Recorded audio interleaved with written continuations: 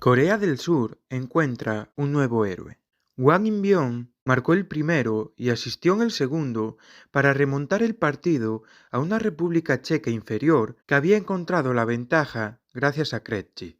Corea del Sur se llevó el triunfo ante Chequia con una aparición heroica de Wang In-byong que marcó y asistió cuando su equipo había quedado en desventaja a la hora del juego.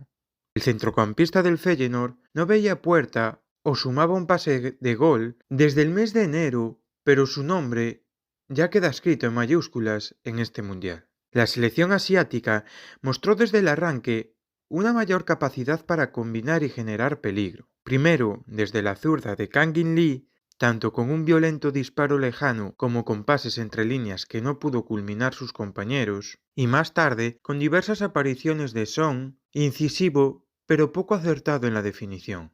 Con el paso de los minutos, Corea mejoró en su juego ofensivo y en defensa se mostró muy fiable bajo el liderazgo de Kim In-jae.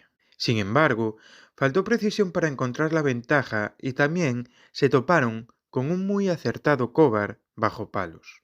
A lo largo del primer tiempo, los dirigidos por Min Bo-hong supieron frenar el peligro checo en la pelota parada, pero justo cuando se iba a cumplir la hora de juego, un saque de banda tenso llegó hasta el primer palo y allí Krejci entró con violencia para abrir el marcador con un cabezazo imparable. Corea no se vino abajo y mantuvo el plan intacto, y en adelante con la contundencia que había faltado hasta ese momento. 8 minutos después de haber encajado, Wang In-byong dejó una maravillosa acción en el área con un recorte excepcional y una definición repleta de calidad para recuperar el empate. Un instante antes, Koubek había realizado un triple cambio para cerrar el triunfo. En el 77, una nueva falta lateral la conectó Soucek con un cabezazo cómodo y letal. Sin embargo, en este caso, el espigado jugador checo arrancó en posición adelantada y el tanto fue anulado con acierto del juez de línea.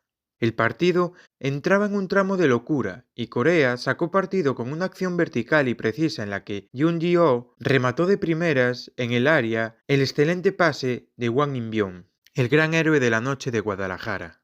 Chequia se volcó en ataque en el tramo final, pero el marcador ya no se iba a mover más.